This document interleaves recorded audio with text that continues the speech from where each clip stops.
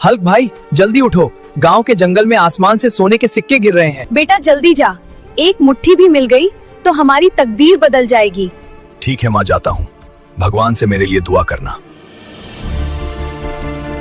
अरे ये चमकदार सिक्के हैं, मुझे भी उठाने दो। अरे छोड़ो मुझे भी लूटने दो। दोस्तों, मैं अपनी माँ की गरीबी मिटाना चाहता हूँ। लाइक सब्सक्राइब करके मुझे हिम्मत दो। मेरी माँ के लिए मुझे ये सोने के सिक्के लूटने ही होंगे। मैं बस एक मुट्ठी सिक्के ही ला पाया माँ। कोई बात नहीं बेटा, इतने भी बहुत हैं। अब हम गरीब नहीं रहेंगे। मेरे हल्क बेटे के लिए लाइक करके कमेंट में बेटा लिख देना।